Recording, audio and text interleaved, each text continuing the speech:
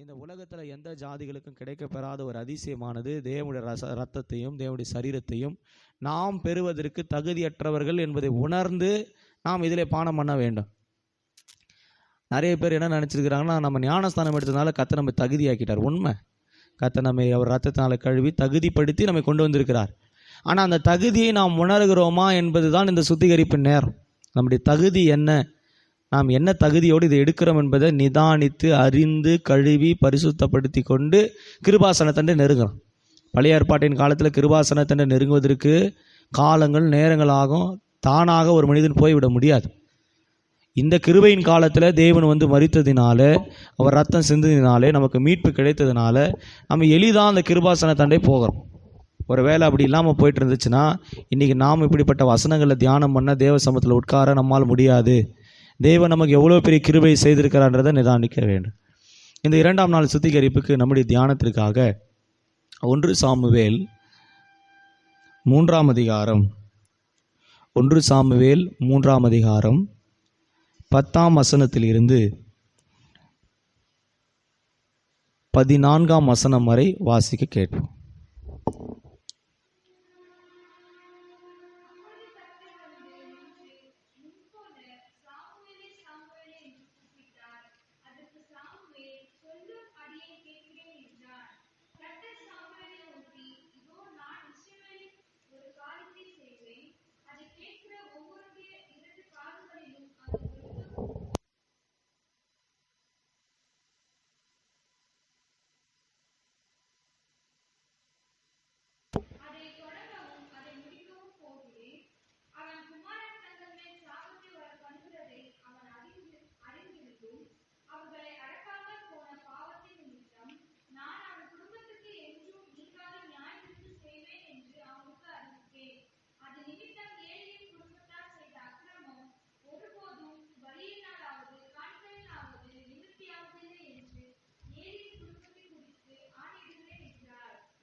கர்த்தருடைய பரிசுத்த நாமத்திற்கு மகிமையுண்டாவதாக. இந்த பகுதியில் வாசிக்கப்பட்ட வசனம் நம்ம எல்லாருக்கும் தெரிந்ததான ஒரு வசனம். முதல் விசை தேவன் சாமுவேலோடு சாமுவேலே சாமுவேலே சாமுவேலே என்று சாமுவேலே தேவனுடைய சந்ததிகளை கூப்பிட்டதான ஒரு வசனத்தை தான் நாம் இங்கே வாசிக்க கேட்டோம். கர்த்தருடைய பரிசுத்த நாமத்திற்கு மகிமையுண்டாகட்டும். இந்த சுத்திகரிப்பினுடைய 2ஆம் நாளிலே நாம் தேவனுடைய சமூகத்திலிருந்து இந்த 1 சாமுவேல் 3ஆம் அதிகாரம் 10ஆம் வசனத்திலிருந்து 14ஆம் வசனம் வரை உள்ள வசனங்களிலிருந்து நம்முடைய தியானத்திற்கு இதை கொண்டு வருவோம். சுத்திகரிப்பு சபைக்கு அவசியமா அப்படின்ற கேள்வி நிறைய பேருக்குள்ளே இருக்குது. இன்னும் சிலர், நாங்கள் ஏற்கனவே இரத்தத்தினால் கழுவப்பட்டு பிள்ளைகளாக இருக்கிறோம், ஆகவே சுத்திகரிப்பு அவசியம் இல்லை, நேராக நாங்கள் கிருபாசனத்தண்டை நெருங்குவோம் அப்படின்னு சொல்கிறாங்க. உண்மை, கர்த்தர் ஒரு மனிதனை இரத்தத்தினாலே சுய இரத்தத்தினாலே சம்பாதித்து அவனை கிருபாசனத்தண்டை நெருங்கும்படிக்கு அவர் அந்த வாசலின் திரைச்சலைகளை கிழித்து அவர் நெருங்க செய்திருக்கிறார். அது உண்மை. ஆனால் நாம் இப்படி இரத்தத்தையும் சரீரத்தையும் பானம் பண்ணுவதற்கு முன்பாக வசனத்திலே வாசிக்கிறோம், நிதானித்து அறிந்து எடுக்க வேண்டும். இன்னொரு விதத்தில் சொல்லணும்னு சொன்னால், பொறுமையோடு யோசித்து பகுத்து அறிந்த பின்பு இவைகளில் பானம் பண்ணப்பட வேண்டும். இல்லாவிட்டால் நாம் ஆக்கினி தீர்ப்புக்குள்ளாக உட்படுத்தப்படுவோம். நாம் குற்றமுள்ளவர்களாக இருப்போம். இந்த இரத்தத்தையும் இந்த சரீரத்தை குறித்து குற்றமுள்ளவர்களாக இருப்போமானால் தேவனுடைய ராஜ்யத்திலே போவதற்கு பதிலாக நித்திய ஆக்கினியை நாம் பெற்றுக்கொள்வோம் என்று கொரிந்துக்கு பவுல் எழுதுகிறதை வாசிக்கிறோம். சரீரத்தையும் இரத்தத்தையும் எடுப்பதற்கு முன்பாக நாம் சரியான பரிசுத்தத்தை பெற்றுக்கொண்டு இதில் பானம் பண்ணினால் நிச்சயமான பலன்களை பெற்றுக்கொள்ள முடியும். 1ஆம் நாள் சுத்திகரிப்பில் தேவன் நம்மோடு கூட நாம் பாவத்துக்கு விலகி ஓட வேண்டும் என்பதை குறித்து திட்டமும் தெளிவுமாக பேசினார். இந்த 2ஆம் நாளில் இந்த சுத்திகரிப்பில் தேவன் நம்மோடு கூட பேசுகிறது, இதை ஏலியினுடைய பிள்ளைகளுடைய வாழ்க்கையிலிருந்து நாம் கற்றுக்கொள்வதற்கான பாடங்கள் அங்கே கொடுக்கப்பட்டிருக்கிறது. ஏலி ஆசாரியன், தேவனுடைய சமூகத்தில் ஆசாரிய ஊழியத்தை செய்து கொண்டிருக்கிறவன். அவனுடைய பிள்ளைகள் ஓப்னி பினகாஸ் இருவருமே தேவனுடைய சபையிலே ஆசாரியருடைய வேலைகளை செய்து கொண்டிருக்கிறவர்கள். ஆனால் இந்த இருவரும் தேவனுடைய சபையிலே கர்த்தருடைய காணிக்கைகளை அருவருப்பாக்கி தேவ சமூகத்திலே வேசித்தனம் பண்ணினார்கள் என்று நாம் அங்கே வாசிக்க கேட்கிறோம். நீங்கள் வாசிக்கும்போது அங்கே நாம் வாசிக்கிறோம், வாசித்து பாருங்க, 13ஆம் வசனம். 13. ம்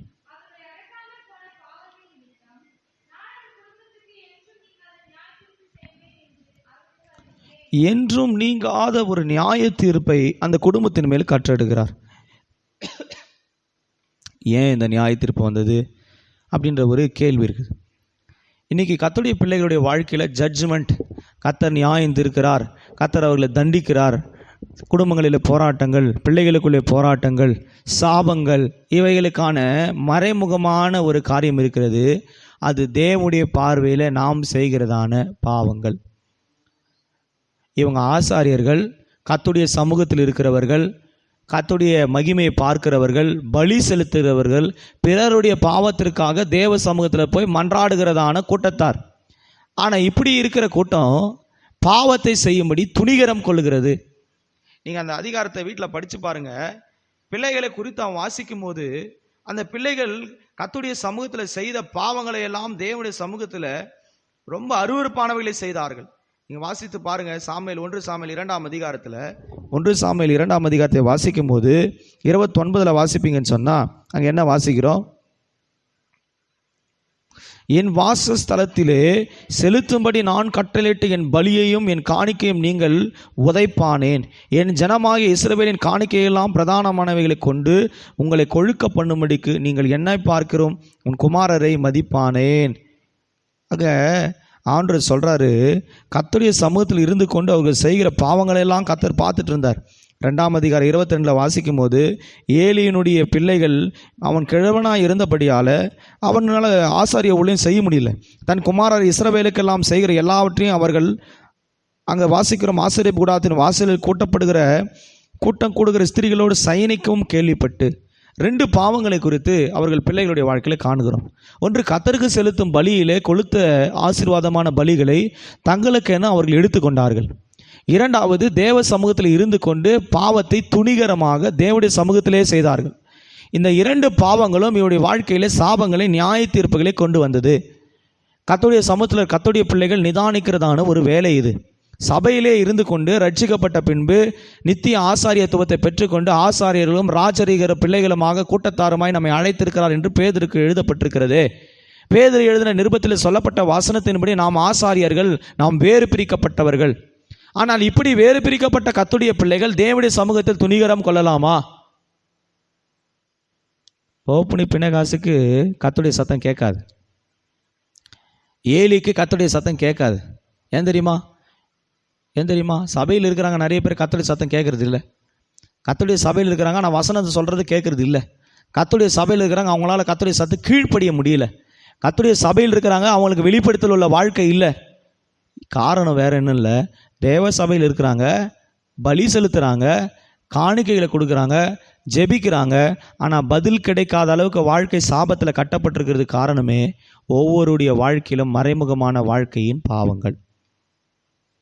ஏலிக்கு நல்லா தெரியும் தான் பிள்ளைங்க பாவம் செய்கிறான்னு சொல்லி. ஆனால் அங்காண்டர் சொல்கிறாரு, கர்த்தருடைய காணிக்கையை கனப்படுத்துவதை காட்டிலும் அவர்கள் பிள்ளைகளை என்ன பண்ணிட்டான்னா கனப்படுத்திட்டான். இன்றைக்கி கர்த்தருடைய சமூகத்தில் இருந்து கொண்டு பாவத்துக்கு ஒத்துப்போக்கும்படியாக, நம்ம உலகத்துக்கு ஒத்துப்போக்கும்படியாக எந்த காரியத்தில் சமரசம் செய்து கொண்டாலும் நம்முடைய முடிவு சமாதானம் அல்ல, சாபமாக முடியும். நான் கண்டிப்பாக பேசுகிறேன்னு நினைக்காதீங்க, வசனத்தின்படி நான் உங்களுக்கு சொல்கிறேன். தேவ சமூகத்தில் இருக்கிறாங்க, ஆனால் அவங்களுக்கு வெளிப்படுத்தல் இல்லை. தேவ சமூகத்தில் இருக்கிறாங்க, கர்த்தருடைய சத்தம் இல்லை. இன்றைக்கி சபையில் நிறைய பேர் சொல்கிறாங்க, ஜெபிக்கிறேன், மணிக்கணக்காக ஜெபிக்கிறேன், பதில் இல்லை. கண்ணீர் விட்டு ஜெபம் பண்ணுறோம், உபாசிக்கிறேன், பதில் இல்லை. காரணம் என்ன? உன்னுடைய வேண்டுதலுக்கு பதில் கிடைக்காமல் கர்த்தருடைய சத்தம் கேட்கப்படாத ஒரு ஜீவியம் உனக்குள்ளே வந்ததுக்கான காரணம் என்ன? தேவ சமூகத்தில் இருந்து கொண்டு கர்த்தருடைய சமூகத்திலேயே பாவம் செய்கிறது. சினிமா பாட்டு கேட்கக்கூடாது தெரியும், கர்த்தர் சொல்லியிருக்கிறார், கேட்குறோம். சினிமா பார்க்கக்கூடாதுன்னு நான் சொல்லியிருக்கிறார், பார்க்குறோம். பாவம் செய்யக்கூடாதுன்னு தெரியும், பாவம் செய்கிறோம். இவர்கள் அழைக்கப்பட்டவர்கள் ஆசாரியத்துவக்குன்னு முன்குறிக்கப்பட்டவர்கள். முன்குறிக்கப்பட்ட கர்த்தருடைய பிள்ளைகள் பாவம் செய்யலாமா? கர்த்தருடைய சமூகத்தில் இருக்கிற காணிக்கையை திருடுறாங்க.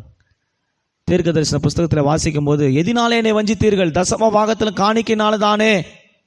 கர்த்தருக்கு கொடுக்க வேண்டிய கணத்தை கர்த்தருக்கு கொடுக்கணும், பிள்ளைகளுக்கு கொடுக்க வேண்டிய கணத்தை பிள்ளைகளுக்கு கொடுக்கணும்.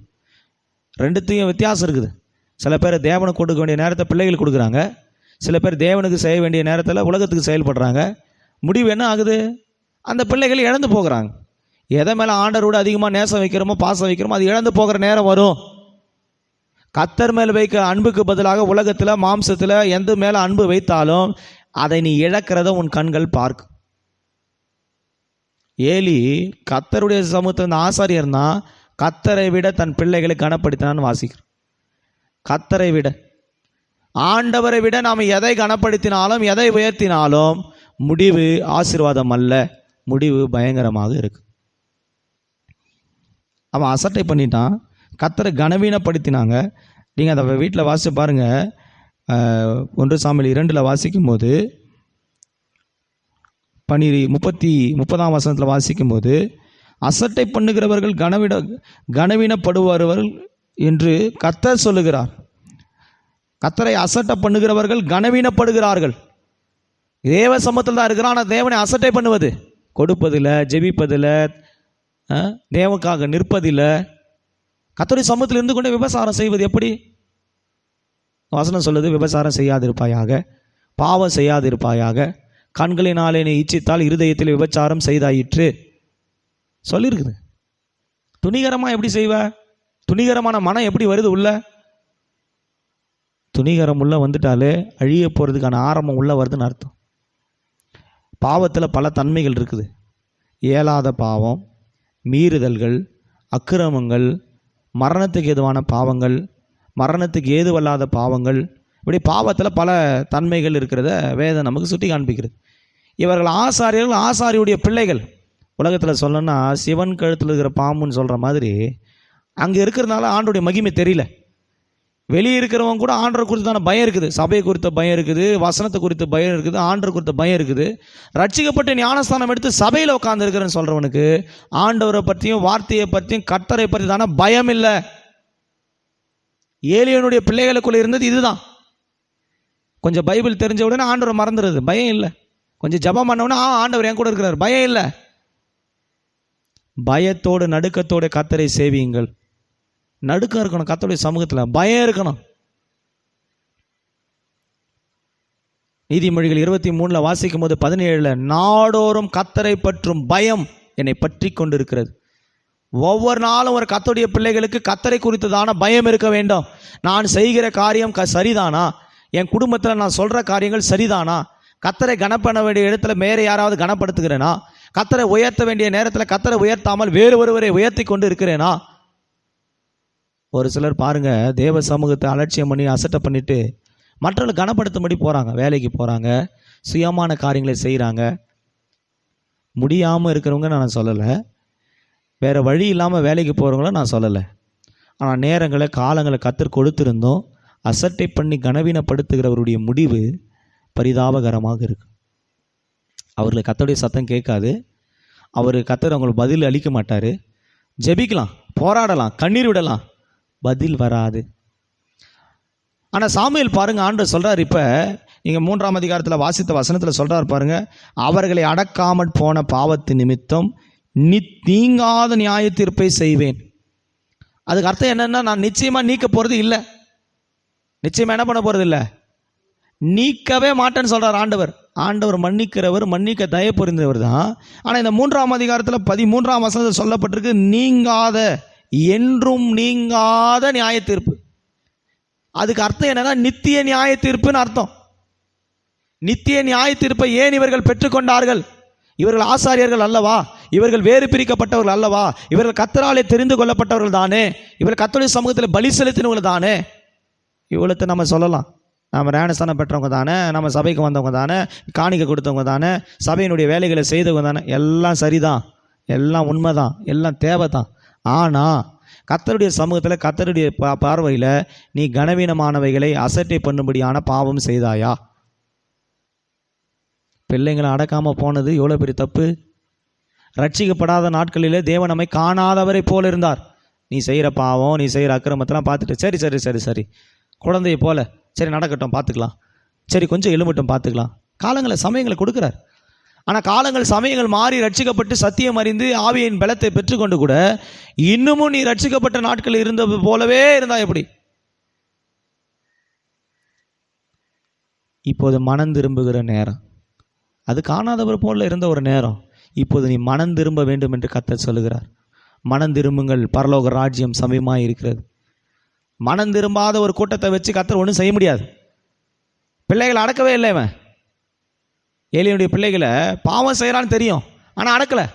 நீங்கள் நிறைய குடும்பத்தில் பிள்ளைங்க சரியில்லை தெரியும், ஆனால் அடக்கிறது இல்லை.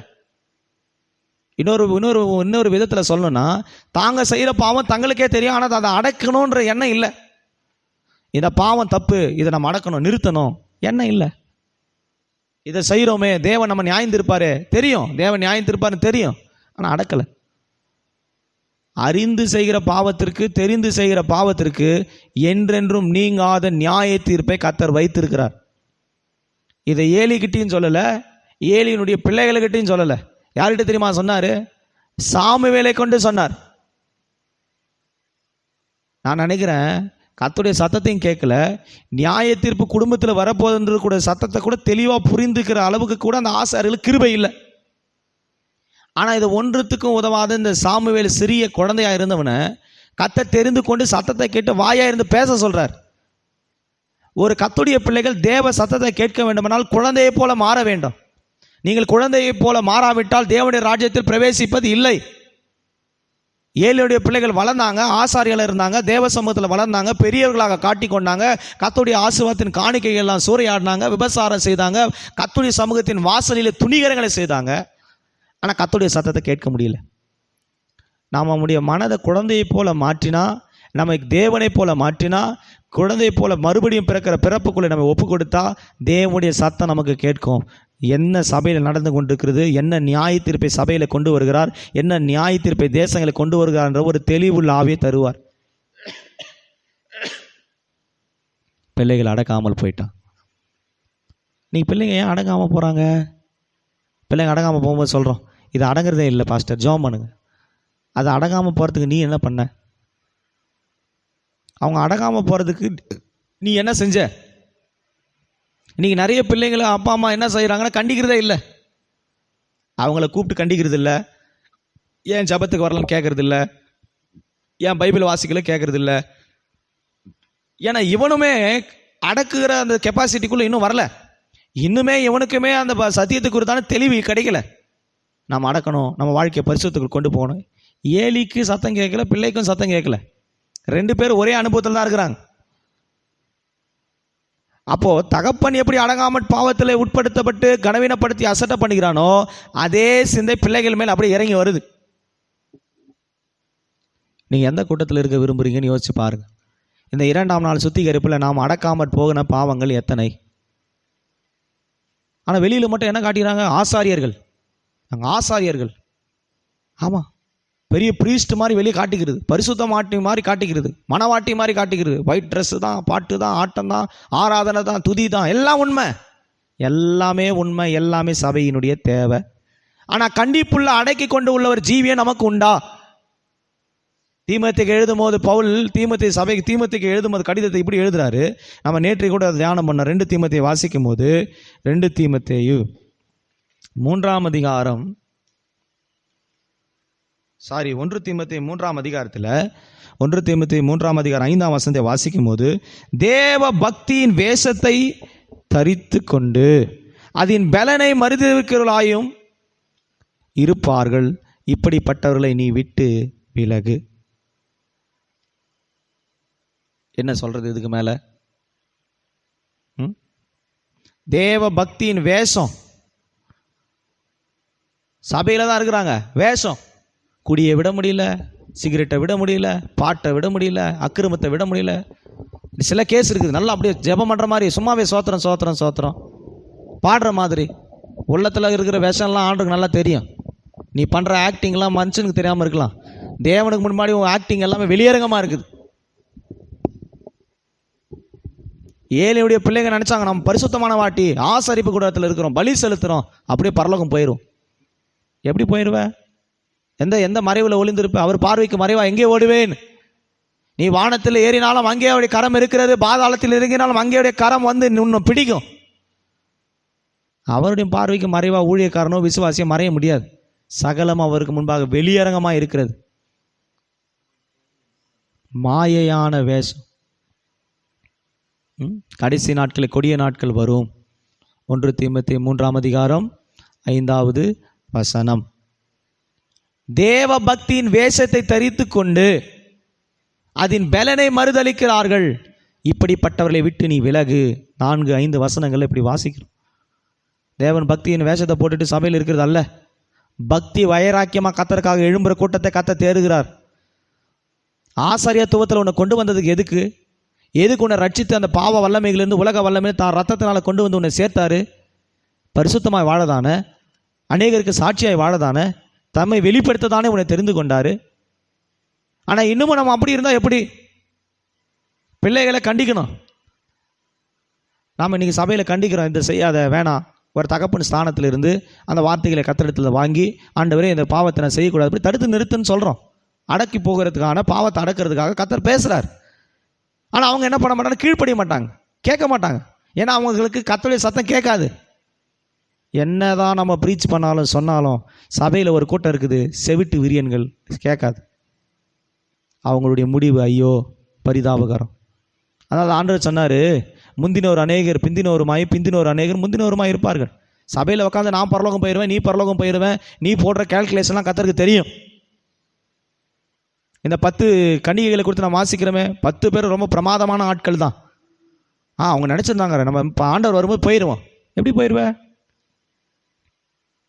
ஆண்டவர் வரும்போது என்ன இருக்குதான்னு தேடுறான். அது வரைக்கும் அவன் சிந்தைக்குள்ளே வரல நம்மக்கிட்ட என்ன குறைவு இருக்குன்னு காண்றது. இன்றைக்கி நம்மக்கிட்ட இருக்கிற குறைவை நம்ம பார்க்குறதே இல்லை. மற்றவங்க பிரச்சனை, மற்றவங்க குறைவு, அவன் இப்படி பேசுகிறான், இவன் இப்படி பேசுகிறா, இப்படி சொல்லிட்டா, இதை தான் பார்க்குறோம். இதை தான் நம்ம மேலே கண்ணாக இருக்கிறோம். ஏலி மற்றவங்களுக்கெல்லாம் ஆலோசனை சொல்லுவான்.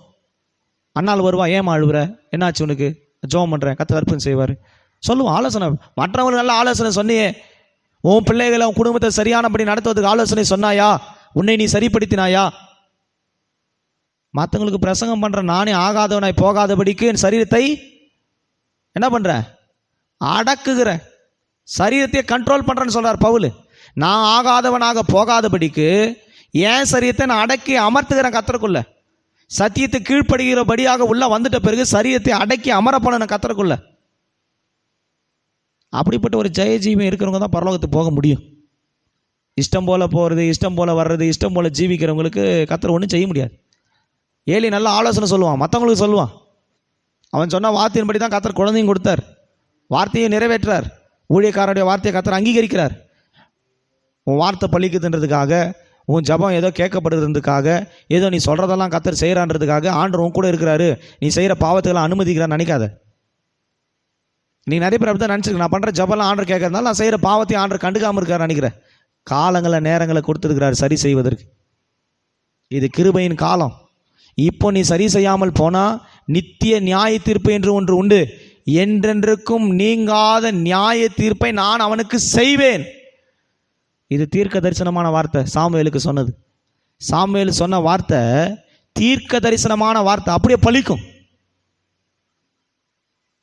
இன்னைக்கு நாம் என்றென்றைக்கு நீங்காத நியாய தீர்ப்புக்குள்ள உள்ள போகணுமா வேணாமான்றதை நாம தான் சிந்திக்கணும். நித்திய நியாய தீர்ப்பான அக்கினியும் கந்தகம் எரிகிற அக்கினி கடல் ஒன்று வைக்கப்பட்டிருக்கிறது. கீழ்ப்படியாத ஆவி.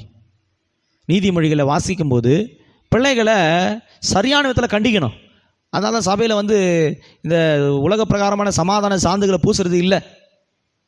பிள்ளையாண்டான நடத்த வேண்டிய விதத்தில் அவனை நடத்து. அவன் முதிர் வயதிலும் அதை விடாது இருப்பான். நீதிமொழிகளை வாசி பாருங்க. நீதிமொழிகள் 13ஆம் அதிகாரம் 24வது வசனம்.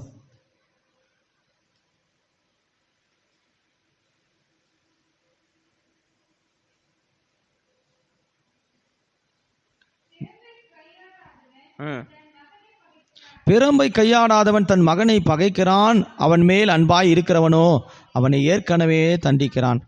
அப்போ சபையில் உங்களை கண்டிக்கிறாங்கன்னா உங்க மேலே அன்பு வச்சதுனால தான் கண்டிக்கிறாங்க. ஆண்டவர் நம்மை சிட்சிக்கிறாருன்னா ஆண்டவர் யாரை சிட்சிக்கிறார் தெரியுமா? யாரை சிநேகிக்கிறாரோ அவரை சிட்சிக்கிறார். யார் மேல் கத்தர் பிரியமாக இருக்கிறார் அவனை சிட்சிக்கிறார். மகனே மனம் திரும்பு, சரி செய்யப்படு, வாழ்க்கையை எனக்கு ஒப்புக்கொடு, நீ சரி செய்யப்படணும், மகிமைக்குள்ளே வரணும், அப்படி ஆண்டு சிட்சிக்கிறார். வசனம் மூலமாக, வார்த்தை மூலமாக, ஊழியக்காரர் மூலமாக சிட்சிக்கிறார். பிரம்பை கையாடாதவன் தன் மகனை பகைக்கிறான். அவன்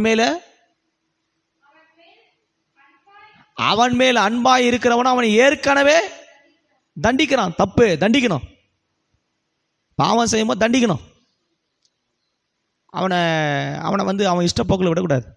உலக பிரகாரமாக பாருங்கள், எத்தனை பிள்ளைங்க அப்பா அம்மா அது இஷ்டப்போக்கில் விட்டுட்டு தண்ணி தெளித்து விட்டுற மாதிரி விட்டுட்டு அப்புறம் சபையில் ஓன்னு அழுகுறாங்க. இந்த பிள்ளைங்க என் கைக்கு மீறி போயிடுச்சு, இதை என்னால் அடக்க முடியலை. ஏன்? சபையில் தானே வளர்ந்தான், வசனம் தானே கேட்டான், கர்த்தருடைய பாத்திரம் தானே இருந்தான், எப்படி அடங்கக்கூடாமல் போயிட்டான்? கையாள வேண்டிய விதத்தில் பிள்ளைகளை கையாளாமல் எச்சரிக்காமல் அடக்காமல் போனால் நித்திய நியாயத்தீர்ப்புக்குள்ள பிள்ளைகள் கொண்டு போகப்படுவார்கள். பிள்ளையாண்டானவை நடத்த வேண்டிய விதத்தில் அவன் நடத்து. ஊருக்கு உபதேசம் பண்ணுறது பெருசு இல்லை, மற்றவர்களுக்கு உபதேசம் பண்ணுறது பெருசு இல்லை. நம்மை அடக்கி ஆள வேண்டும், நம்முடைய சரீரத்தை அடக்க வேண்டும்.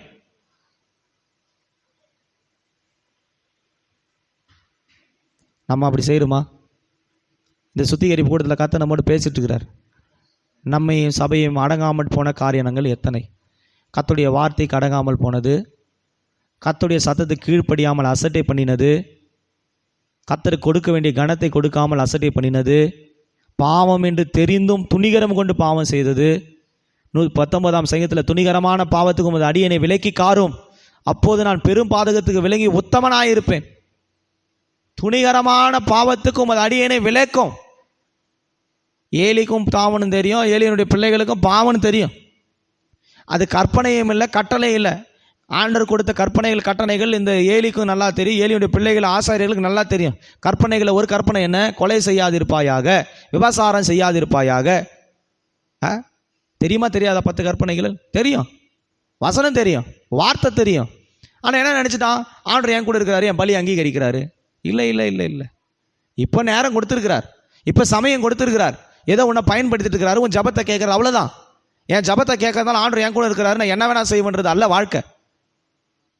அவங்க அப்படி தானே நினச்சிட்டு இருந்தாங்க. ஏலி சொல்லுவான் அண்ணாலை பார்த்து, அண்ணாலே ஏன் அழுதுட்டு இருக்கிற, என்ன உனக்கு விண்ணப்பம், குழந்தை இல்லையா, சரி போ, கர்த்தர் அடுத்த வருஷம் குழந்தை கொடுத்துட்டார். வார்த்தையை நிறைவேற்றினார், ஆசாரியர் வார்த்தையை நிறைவேற்றினார். வார்த்தை நிறைவேறிட்டு இவன் சொல்றதெல்லாம் கர்த்தருக்கு சொல்றான்றதுக்காக இவன் பாவம் செஞ்சுட்டே இருந்தா கர்த்தர் விட்டுருவான் அல்ல. நேரம் காலங்களை சமயங்களை கொடுத்தது சரி செய்வதற்காக.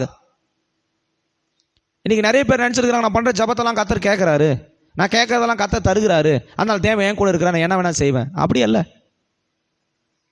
நம்மை நாமே நிதானித்து அறிந்தால் நாம் நியாயம் தீர்க்கப்படும். சரியான விதத்தில் நான் போய் கொண்டிருக்கிற பாதை சரியானதா? கர்த்தருடைய சமூகத்தில் வீட்டில் இருந்து கொண்டு நாம் அப்படிப்பட்ட பாவங்களை செய்யக்கூடாது. பிள்ளைங்களை கண்டிக்கவே இல்லை. அப்போ என்ன நடக்கும்? கர்த்தர் நித்திய நியாயத்தீர்ப்பு தான் உள்ளே கொண்டு வர முடியும். ஒன்று நீ கண்டிக்கணும், இல்லை ஆண்டவர் கண்டிப்பார். ஒன்று நாம நம்ம பாவத்தை அடக்கணும், இல்லை தேவன் நம்மை அடக்குவதற்காக இறங்குவார். இந்த உலகத்தில் இருக்க ஜனங்கள் பாவத்தில் சாபத்தில் அழுந்து இருந்தாலும் தேவன் அவர்களை கண்டு கொள்ளாத போல, காணாதவர் போல இருக்கிறார். ஏன்னா அவங்களுக்கு ஆண்டவரை தெரியாது, ரட்சிப்பை தெரியாது, கர்த்தருடைய சரீரத்தையும் ரத்தத்தையும் குறித்ததான ஒரு தெளிவான அறிவு இல்லை. ஆனால் ரட்சிக்கப்பட்ட பிள்ளைகளுக்கு பாவம் தெரியும், சாபம் தெரியும், அக்கிரமம் தெரியும், முடிவு தெரியும், தேவன் எதற்காக அழைத்திருக்கிறார் என்று தெரியும், தேவன் நமக்கு அசுத்தத்திற்கு அல்ல பரிசுத்தத்துக்கு அழைத்திருக்கிறான்னு தெரியும். தெரிந்த பிறகும் பாவம் செய்யும்போது தேவன் ஒன்று நாம நம்முடைய வாழ்க்கையை நிதானித்து சுத்திகரித்து வெளியே வர விரும்புகிறார். அப்படி அடக்காமட்டு அந்த பாவத்தை மறுபடி செய்யும்போது தேவனே நித்திய நியாய தீர்ப்பு குடும்பங்களை கொண்டு வருகிறார். ஒரே நாளில் பிள்ளைகள் மரித்து போனாங்க. அவங்களுக்கு திருமணமாக இருந்தது, அவர்களுக்கு மனைவிகள் இருந்தாங்க, குடும்பம் இருந்துச்சு. ஆனால் பாவம் செஞ்சு அடங்காமல் போனதுனால தேவன் நித்திய நியாய தீர்ப்பை கொண்டு வந்து அவர்கள் இருவரையும் கர்த்தர் கொன்று போட்டார். அதே நேரத்தில் செய்தி கேட்டவுடனே ஏலியும் மரித்து போனான். அடக்காமல் போன பாவம். அடக்குறீங்களா பாவத்தை? நீ நிறைய பேர் பாவத்தை அடக்கிறதே இல்லை. இதை செய்யக்கூடாது, நாளைக்கு ஒரு கண்ட்ரோல்குள்ளேயே வர்றதில்லை. இஷ்டம் போல போகிறது, கடன்னு பேசுறது, ஊழியக்காருக்கு விரோதமாக பேசுறது, சபைக்கு விரோதமாக பேசுறது, விசுவாசிக்கு விரோதமாக பேசுறது. அடக்காமல் போன பாவத்தின் நிமித்தம் நித்திய நியாய தீர்ப்பை கர்த்தர் செய்வார். நீங்க நிறைய குடும்பங்களில் நித்திய நியாய தீர்ப்பு வந்திருக்குது. ஒருத்தர் மேல இல்லை, பிள்ளைகள் மேலெல்லாம் இறங்கி இருக்குது. நான் பார்த்துருக்கிறேன். கர்த்தருடைய சமூகத்தில் நம்ம ஆசாரியர்களாக இருக்கிறன்றதை கவனிக்கணும். ஆசாரியர்னா எடுத்தோன்னே ஊழியக்காரன் நினச்சிடாதீங்க. நாம் அனைவருமே ரத்தத்தினால் கழுவப்பட்டு மீட்டு கொள்ளப்பட்டு ரட்சிக்கப்பட்டவர்கள் அனைவருமே அவருடைய பார்வையில் ஆசாரியர்களும் ராஜரிக கூட்டமாக இருக்கிறோம். கடைசி வரைக்கும் அவங்க பிள்ளைகளை கண்டிக்கவே இல்லை. இன்னொரு பியூட்டியான விஷயம் இதில் என்ன தெரியுமா?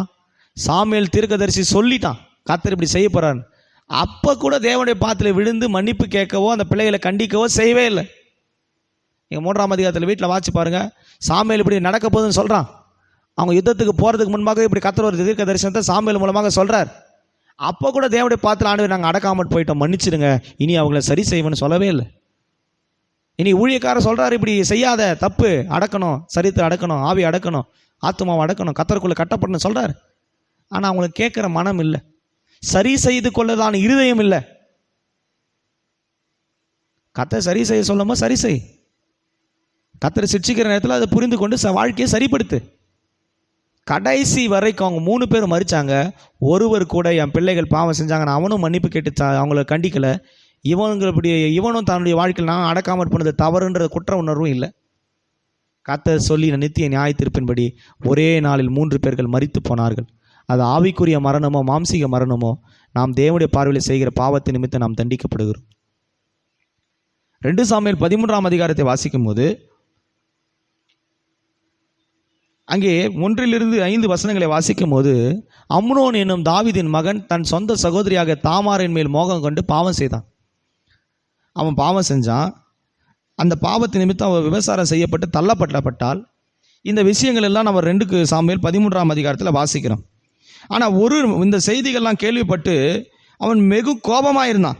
21ஆம் வசனத்தில் வாசிக்கும் போது, அதே அதிகாரத்தில் 21ஆம் வசனத்தில் வாசிக்கும் போது என்ன வாசிக்கிறேன் தெரியுமா? தாவீது ராஜா இந்த செய்திகளை எல்லாம் கேள்விப்பட்ட போது வெகு கோபமாயிருந்தான். அப்சலோம் அம்னோனோடு தன் நன்மையாக தீமையாக பேசவில்லை. தன் சகோதரியாக தாமாரை அம்னோன் கற்பழித்த காரியத்தின் நிமித்தம் அப்சலோம் அவனை பகைத்தான். பிள்ளைங்க பாவம் செய்யும் போது கண்டிக்கலன்னா அப்புறம் என்ன நீ தகப்பன்? சபையில் பாவம் செய்கிற விசுவாசியை கண்டிக்காத ஊழியக்காரன் என்ன ஊழியக்காரன்? என்ன ஆசாரிய ஊழியத்தை நீ செஞ்சிருப்ப? அப்படி விசுவாசிகளுக்கு நான் சொல்கிறேன், பிள்ளைகளை கண்டிக்கணும். பாவம் செய்யும் போது கண்டி, அன்பு செலுத்தும் போது அன்பு செலுத்து. எப்போ பாரு அதுங்களுக்கு இஷ்ட போக்கில் விட்டுட்டு அப்புறம் வந்து ஆண்டவரே இவங்க இப்படி ஆகிட்டான், கை ஒடிஞ்சது, கால் ஒடிஞ்சது, செத்துட்டான், ஆக்சிடெண்ட்டில் செத்துட்டான், இதில் செத்துட்டான், கண்டிச்சியா நீ? கர்த்தர் உனக்கு சமயத்தை கொடுத்தாரு, கண்டிச்சியா? கர்த்தர் ஊழியக்காரன் மூலம் உன்னை எச்சரித்தாரு, கண்டிச்சியா? கர்த்தர் சொல்லுகிற நேரத்தில் கர்த்தருடைய சத்தத்தை கீழ்ப்படிந்தாயா? இல்லை. நம்ம அறிவு தான் பெரிய அறிவு இல்லை, ஆண்டவர் சொல்கிற அறிவை விட பெரிய அறிவு நமக்கு. அதுங்களை இந்த காலத்தில் இப்படி தான் விடணும், இதுதான் நல்ல ட்ரெண்டு. அவங்க போக்கிலேயே விட்டு தான் அவங்கள பிடிக்கணும். எப்படி பிடிப்ப? இப்போவே அது வளையல, அப்புறம் எப்படி வளையாது? நீயும் சரியில்லை, அவனும் சரியில்லை, 2 பேரும் அசட்டை பண்ணுறீங்க, 2 பேருக்கு நித்திய நியாய தீர்ப்பு தான்.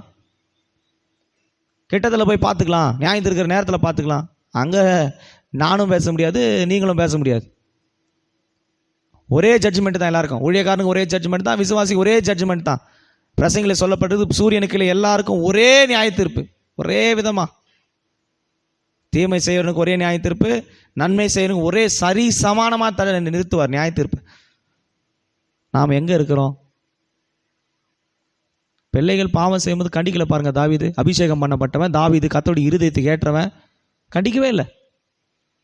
ஆனால் அப்சலோம் வந்து அம்னோனை கொலை பண்ணிட்டான். கொலை பண்ணிட்ட பிறகு அப்சலோம் மேலே கோபம் கொள்றான் தாவீது. நீ அவனை கண்டிச்சியா? சகோதரி விரோதமாக பாவம் செய்துன்னு கூப்பிட்டு கேட்டியா? கேட்கல. இன்னைக்கு பாவம் குற்றம் அப்படின்னு சொன்னாலே பயப்படுறாங்க, அதை பற்றி பேசக்கூடாது. தாவீது பேசவே இல்லை. பாவத்தை குறித்து பேச முடியலன்னா நம்ம விடுதலை பெற முடியாது. இயேசு கிறிஸ்து எதுக்கு பூமிக்கு வந்தார் தெரியுமா? பாவிகளை ரட்சிக்கவே இயேசு கிறிஸ்து பூமிக்கு வந்தார். பாவத்தை பாவம்ன்ற பார்க்கிற இருதயம் இருக்குந்தா தான் நம்ம வெளியே வர முடியும். சாபத்தை சாபன்ற உணர்வு நமக்குள்ளே இருந்தால் தான் அந்த வல்லமையிலேருந்து வெளியே வர முடியும். எது பாவம் எது பாவம் இல்லை நாமளே ஒரு கால்குலேஷன் போட்டு நம்ம வாழ்க்கையை நடத்துவோம்னு சொன்னால் வெளியே வர முடியாது. இவங்கெல்லாம் ரொம்ப அருமையான கர்த்தருடைய தேவதாசர்கள், ஆசாரியர்கள், கர்த்தருடைய வல்லமை பெற்றவர்கள், அபிஷேகம் பண்ணப்பட்டவர்கள். ஆனால் என்ன நடக்குது தெரியுமா? ஊருக்கு பிரசங்கம் பண்ணுவான், தான் வாழ்க்கையில் செயல்படுத்த மாட்டான். இன்றைக்கி ரட்சிக்கப்பட்ட நிறைய பேர் பைபிள் தூக்கிட்ட உடனே ஊருக்கெல்லாம் பிரசங்கம், பரிசுத்தமாக இருங்க, நல்லா ஜெபம் பண்ணுங்க, சபைக்கு வாங்க. ஊருக்கெல்லாம் பிரசங்கம் பண்ணிய பிரசங்கத்துக்கு நீ முதல்ல கீழ்ப்படிஞ்சியா? கனப்படுத்தினாயா? இல்லை. அப்படியே வானத்திலேருந்து வந்த ப்ரீஸ்ட் மாதிரி பேசுறது பேச்செல்லாம். செயல்பாட்டில் பாரு, உன்னை விட மோசமானவன் வேறு யாரும் இல்லை. ரட்சிக்கப்பட்டதுன்னு எவ்வளவோ மேலு. பாவம் தான் ஒரு மனுஷன் ஆட்டி படிக்குதுங்க. தேவ சமூகத்தில் இருந்து கொண்டு துணிகரமான பாவம் செய்யக்கூடாது. ஓப்னி பினகாஸ் ஆசாரியுடைய பிள்ளைங்க. யோசிச்சு பாருங்க எப்படி இருக்கும். ஆசாரியர்கள், ஜனங்கள் அவங்க பார்த்து பயப்படுறாங்க. பலி அவங்ககிட்ட தான் கொண்டு இஸ்ரவேலுக்கு எல்லாம், அது கூட இஸ்ரவேலுக்கு எல்லா சமஸ்த இஸ்ரவேல் எல்லாருக்கும் அவங்க 2 பேர் தான் ஆசாரியர்கள். இந்த தமிழ்நாடு முழுவதுக்கும் ஒரே ஆசாரியர்கள் 2 பேர்னு வச்சிருந்தா என்ன நடந்திருக்கும்? அப்படிப்பட்ட மேன்மையான உயர்வை கர்த்தர் கொடுத்திருக்கிறார். அப்படிப்பட்ட உயர்வில் இருக்கிறவங்க தான் இந்த பாவத்தை செய்கிறாங்க. கர்த்தர் உன்னை உயர்த்தும் போது, கர்த்தர் உன்னை கனப்படுத்தும் போது, கர்த்தருடைய அபிஷேகத்தை கொடுக்கும்போது, வார்த்தையை கொடுக்கும்போது நமக்குள்ளே மறைந்திருக்கிறதான அந்த வாழ்க்கையை அழிக்கணும். அதை இன்னும் பெருகிறதுக்கு விடக்கூடாது. சாமுவேலை கண்டிச்சானே தவிர அந்த கண்டிப்புக்கு இவங்க 2 பேருமே கீழ்ப்படியவே இல்லை, கேட்கவே இல்லை. ஏலி போய் ஏன்பா இப்படி பாவம் செய்கிறீங்களே? ஏலிக்கு ஏற்கனவே தெரியும். திரும்ப ஆண்டவர் என்ன பண்ணுறாரு? 2ஆம் அதிகாரத்தில் ஏலிக்கே தெரியும், அந்த வசனம் அப்படி போட்டிருக்குது. 3ஆம் அதிகாரத்தில் கர்த்தர் மறுபடியும் யார் மூலமாக பேசுகிறாரு? சாமுவேல் மூலமாக பேசுகிறார். ஏற்கனவே உனக்கு தெரியும் பாவன்னு. திரும்ப ஆண்டவர் ஊழியக்காரர் மூலமாக என்ன சொல்கிறாரு? இதை செய்யாதன்னு சொல்கிறார். உன் அறிவுக்கும் அது பாவனும் தெரியுது, சத்தியத்தின்படியும் அது பாவனும் தெரியுது. 2த்தையும் கேட்காம நீ மனமறியாமல் திரும்ப திரும்ப அதே செய்வேன்னா ஆண்டவர் சொல்கிறாரு, என்றைக்கும் நீங்காத நியாய தீர்ப்பை செய்வேன். யார் தெரியுமா நியாயம் தீர்ப்பா? கர்த்தர் நியாயம் தீர்ப்பார். அம்னோன் மரித்து போனான், பினகாசும் ஓப்பனி பினகாசும் மரித்து போனாங்க, ஏலி மரித்து போனாங்க. நாம் மரிக்காமல் நித்தியராட்சி சுதந்திரிப்பதற்கு கர்த்தர் இந்த சுத்திகரிப்பு நேரத்தை வைத்திருக்கிறார். இந்த கடந்த மாதங்களில் நம்ம பிறந்த நாட்களில் அடக்காமல் போன பாவங்கள் எத்தனை, கீழ்ப்படியாமல் அசட்டை பண்ணின நாட்கள் எத்தனை, கர்த்தருடைய வார்த்தைகளை அவமதித்து அசட்டை பண்ணின நேரங்கள் எத்தனை, கர்த்தருடைய சத்தத்துக்கு கீழ்ப்படியாமல் சத்தத்தை கேட்காமல் போன நாட்கள் எத்தனை. எங்களை மன்னியும் மன்னியும் மன்னியும்னு அறிக்கையிட்டு அதிலிருந்து வெளியே வருவது தான் சரியான அர்த்தம். ஒருவேளை நீங்கள் உங்கள் வீட்டில் பாவம் செய்வாங்கன்னு தெரிஞ்சு அவங்களை கண்டிக்காமல் இருந்திருக்கலாம். உங்களுக்கே பாவம் தெரிந்து நீங்கள் அதை திரும்ப திரும்ப செய்திருக்கலாம். அதை இன்றைக்கி அடக்கும்படியாக ஒப்புக்கொடுங்க. பவுல் சொல்கிறார், என் சரீரத்தை நான் அடக்கி அமர பண்ணுகிறேன். சரீரத்தை அடக்கணும். இது ஒரு ஆவி. இது இந்த ஆவியில் கலாத்தியில் வாசிக்க மாம்சத்துக்கு விரோதமான ஆவியும் ஆவிக்கு விரோத மாம்சம் இச்சிக்கிறது. ரோமர் 7 வாசிக்கும் போது மனதின் பிரமாணத்துக்கு ஆவியின் பிரமாணத்துக்கு விரோதமாக போராடுகிறது. அதை அடக்கணும். ஆவியினாலே அடக்க அமர பண்ணணும்.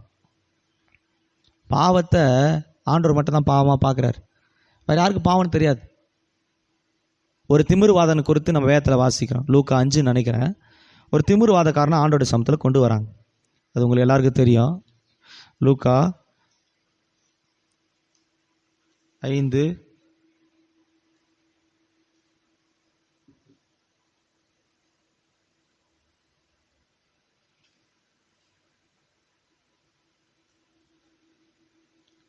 19, 20.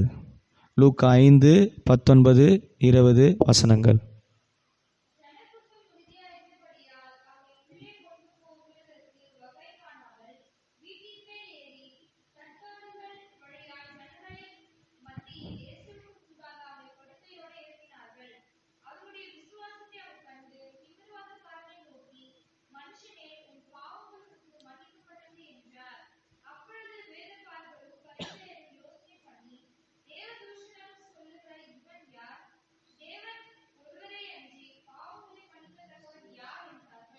கவனிங்க, இந்த திமிர்வாதக்காரனை குறித்து நாம் வாசிக்கிறோம். அங்கே ஒரு திமிர்வாதக்காரனை ஆண்டோட சமத்தில் கொண்டு வராங்க. அவன் படுத்த படுக்கையாக கிடக்கிறான். அவனை ஆண்டுடைய சமத்தில் கொண்டு வருவதற்கு இடம் இல்லாமல் அவனை கொண்டு வந்து அவனை தேவனுக்கு முன்பாக வைக்கிறாங்க. இந்த நேரத்தில் ஆண்டவர் சொல்கிறாரு, அவனை பார்த்து, மனுஷனே, உன் பாவங்கள் உனக்கு மன்னிக்கப்பட்டது. இந்த பாவம் இவனுக்குள்ளே மறைந்திருக்கிறது என்பதை யாராலும் கண்டுபிடிக்க முடியல. அங்கே இருந்த ஆசாரியர்களால் கண்டுபிடிக்க முடியல, அங்கே இருந்த வேத பார்கரால் கண்டுபிடிக்க முடியல, அங்கே இருந்த மற்ற எல்லாராலும் கண்டுபிடிக்க முடியவே இல்லை. அவங்க நினச்சாங்க, இவன் ஒரு திமிர்வாதக்காரன், இவன் வியாதியஸ்தன், இவன் ஒரு நோயாளி, இவன் வியாதியில் கட்டப்பட்டிருக்கிறான். அவ்வளோதான், அவங்க அறிவுக்கு அவ்வளோதான். சீசங்கள் கூட அப்படி தான் நினச்சாங்க. இந்த திமிர்வாதக்காரனை ஏன் இங்கே கொண்டு வரீங்க, ஆண்டவரை நெருக்குறீங்களே அப்படின்னு நினச்சாங்க. ஆனால் ஆண்டவர் என்ன தெரியுமா பார்த்தார்? அவனுக்குள்ள அந்த வியாதிக்கு பின்னாடி இருக்கிறதான பாவத்தை பார்க்கிறார். அதனால வேதம் சொல்லுது, உங்களை அக்கிரமங்கள் எல்லாம் மன்னித்து உங்கள் நோய்கள் எல்லாம் குணமாக்குவார். பாவத்துக்கும் அக்கிரமத்துக்கு பின்னாடி ஒரு கொடுக்கு இருக்குது, அதுதான் வியாதி. நாம் செய்கிற அக்கிரமத்துக்கு பாவத்துக்கும் தான் மரணம், வியாதி, படுக்கை, போராட்டம் உள்ள வருது. இது திமிர்வாத காரணம் மாத்திரமல்ல, அந்த சமாரியா பெண்ணுக்கு எல்லாரும் பார்த்தாங்க, அவளை வேசின்னு சொல்லிட்டு இருந்தாங்க. சிலர் அவள் கூட சந்தோஷமாக இருந்தாங்க. ஆனால் கர்த்தர் பார்த்தோன்னே சொன்னார், இவ பாவி, இனி பாவம் செய்யாத. கர்த்தருக்கு தெரியும் உள்ள என்ன மறைஞ்சிருக்குதுன்னு. அவன் வியாதியை தான் மனுஷன் பார்த்தாங்க, அந்த வியாதி காரணமாக இருக்கிற பாவத்தை கர்த்தர் பார்க்குறார். இன்னைக்கு நம்முடைய வாழ்க்கையில் நம்ம போராட்டங்களுக்கு பின்பாக இருக்கிற பாவத்தை கர்த்தர் பார்க்கிறார். ஏலியுடைய பிள்ளைகளை ஆசாரிகளாக எல்லாரும் பார்த்தாங்க, ஆனால் கர்த்தர் அவர்களுக்குள்ள இருக்கிற பாவத்தை பார்த்தார். தாவீது தன் பிள்ளையாக அம்னோனை தன் பிள்ளை என்று பார்த்தான், கர்த்தர் அவனுக்குள்ள இருக்கிற பாவத்தை பார்த்தார். நாம பார்க்கிற விதத்தில் தேவன் பார்க்கிறவர் அல்ல. தேவன் பார்க்கிற விதமே வேற. இன்னைக்கு நமக்குள்ள என்ன மறைந்திருக்கிறது? மறைமுகமான பாவத்துக்கு என்னை விலக்குங்க ஆண்டவரே, துணிகரமான பாவத்துக்கு என்னை விலக்குங்க ஆண்டவரே, ரகசியமான பாவத்துக்கு என்னை விலக்கம் ஆண்டவரே. செஞ்சுட்டு வந்து சும்மா சபையில் வந்து உட்காந்துக்கிறது இல்லை.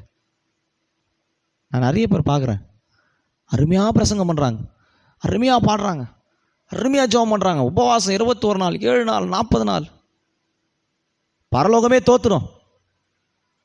ஆனால் அவங்க வாழ்க்கையை கொஞ்சம் டெஸ்ட் பண்ணி பாருங்கள், அப்படியே அப்சைட் டவுன் தான், தலைகீழாக இருக்குது. ஒரு ரகசிய வாழ்க்கை எப்படி இருக்கிறது? இந்த திமிர்வாதக்காரன் ஆண்டவர் பார்த்து கேட்குறாரு, உன் பாவங்கள் உனக்கு மன்னிக்கப்பட்டது. பூமியில் மனுஷகுமாரனை தவிர பாவத்தை மன்னிக்க எவனுக்கும் அதிகாரம் இல்லை. அவராலே அன்றி மன்னிப்பு இல்லை, அவராலே அன்றி மீட்பு இல்லை, அவராலே அன்றி ரட்சிப்பு இல்லை. இந்த காலவேளை 2வது சுத்திகரிப்பு கொடுத்த நம்மோடு கூட பேசி கொண்டிருக்கிறார். நாம் அடக்காமற் போன பாவங்கள் எத்தனை! நித்திய நியாயத்திற்கு நாம் போய்விடக்கூடாது. நாம் நித்திய பரலோக ராஜ்யத்தை பெற்றுக்கொள்ள வேண்டும்.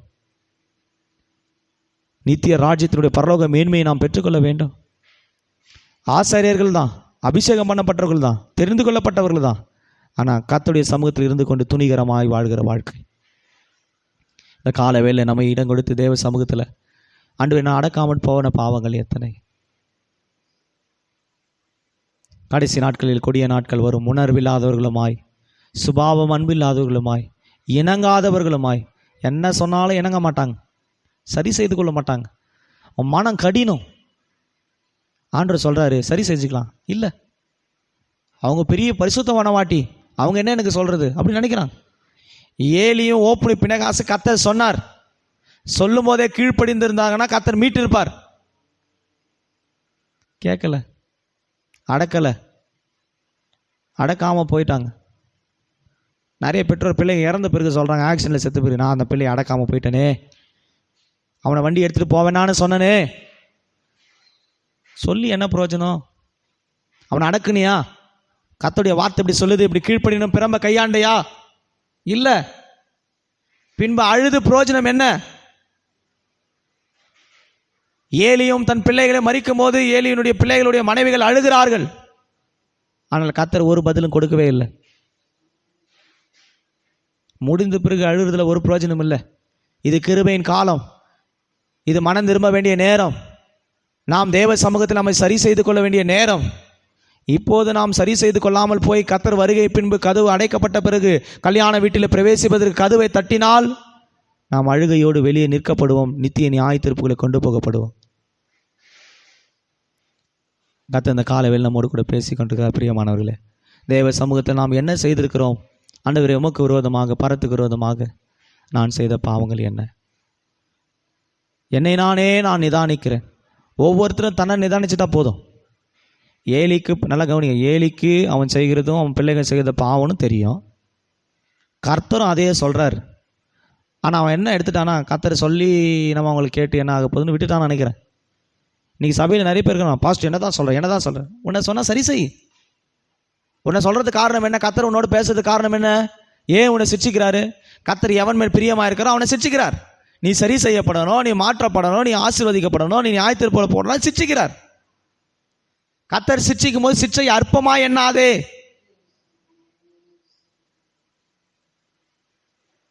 கண்டிப்புல உணராம போயிட்டோம்னா முடிவு பரிதாபகரமாக இருக்கு. திமிர்வாத காரணம் மாத்திரமல்ல, அநேகருக்குள்ள இருந்த பாவத்தை கர்த்தர் வெளியரங்கமாக பார்த்தார். பல வியாதிப்பட்டவங்க வருவாங்க, ஆண்டவர் சொல்வாரு, இனி பாவம் செய்யாத, உன் பாவத்தை நான் மன்னிக்கிறேன். தேவன் எப்படி பாவத்தை மன்னிக்கிறார் பாருங்க. இன்றைக்கும் அவர் மன்னிக்கிறவராகவே இருக்கிறார். அதனால தான் நமக்காக பலியாகி தம்பி சரித்த ரத்தத்தையும் கொடுத்துருக்கிறார். ஒருவேளை நாம் அடக்காமல் போன பாவங்கள் அநேகம் இருக்கலாம். நம்முடைய சுயத்துக்கு மீறி நாம் பாவங்களை செய்திருக்கலாம். தேவனுக்கு தெரியும் பாவம் என்று. வசனத்தின்படி நம்மை கண்டித்து பாவம் என உணர்த்தி இருந்து நமக்கே நம்முடைய பிரமாணங்களுக்கு மனதில் இது பாவம் என்று தெரிந்து கூட நம்ம அநேகம் செய்திருக்கலாம். ஆனால் அவங்களுக்கு கிடைக்காத ஒரு கிருபை தான் அவர் ரத்தத்தையும் அவருடைய சரீரத்தை நம்ம கொடுத்துருக்கிறார். அந்த ரத்தத்தினால் நம்ம கழுவி சுத்திகரிக்க இடம் கொடுப்போமாக. அவர் நம்மை சுத்திகரிக்க நீதியும் உண்மையும் உள்ளவர். அவர் ரத்தத்தினாலே சம்பாதித்த இந்த சுய சரீரத்தமான சபையை அவை சுத்திகரிக்க உண்மையுள்ளவராக இருக்கிறார். இந்த 2ஆம் நாள் சுத்திகரிப்பில் ஆண்டோடைய பாதத்தில் அமர்ந்திருந்து முழங்கால் படிட்டு கண்களை மூடி, ஆண்டவரே, நாங்கள் அடக்காமற் போன பாவங்கள் எத்தனை. தாவீது கர்த்தருடைய இருதயத்துக்கு ஏற்றவன். ஏலியும் அவன் பிள்ளைகளும் கர்த்தருடைய ஆசாரியர்கள். ஆனால் பாவங்களை குறித்து கண்டிக்கிற அளவுக்கு, அதை அடக்கிக் கொள்கிற அளவுக்கு ஒரு கண்டிப்புள்ள வாழ்க்கை இல்லை. தேவ சமூகத்தில் இருந்து கொண்டே துணிகரமான பாவம். வேஷமாகவே மனுஷன் திரிகிறான், விருதாவாகவே சஞ்சலப்படுகிறான். மாயையான இந்த பூலோகத்தில் மாயையை விட்டு வெளியே வருவோமாக. சூரியனுக்கிலே நடப்பதெல்லாம் மாயை.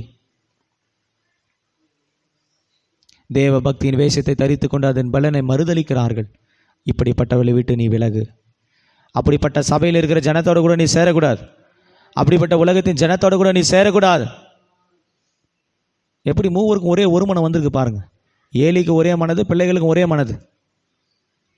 கர்த்தருடைய பலிகளை அவர்கள் அசட்டை பண்ணினார்கள். கர்த்தருடைய நேரத்தை அசட்டை பண்ணினார்கள். தேவ சமூகத்தை அசட்டை பண்ணினார்கள்.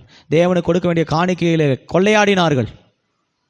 தேவனுடைய சமூகத்தில் வாசலிலே கர்த்தருக்கு விரோதமான பாவத்தை துணிகரமோடு செய்தார்கள். சபைக்குள்ளே வரும்போது கூட பாவம் செஞ்சு தான் உள்ள வர. ஆவியை கர்த்தர் கடிந்து கொள்வாராக.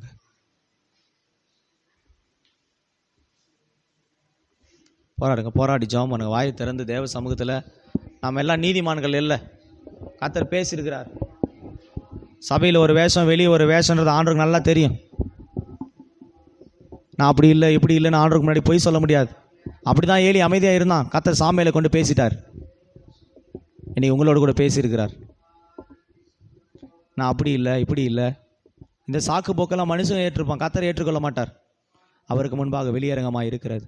ஷபாலா பௌதியா கரமேனே ஷிகாடா பௌதிடா கரபாலா ரிபி கடா தியாந்தரமேனே சந்தரகட ரபலகத்து தாய்னிமி சுட்டெரிங்க ஆண்டவரே.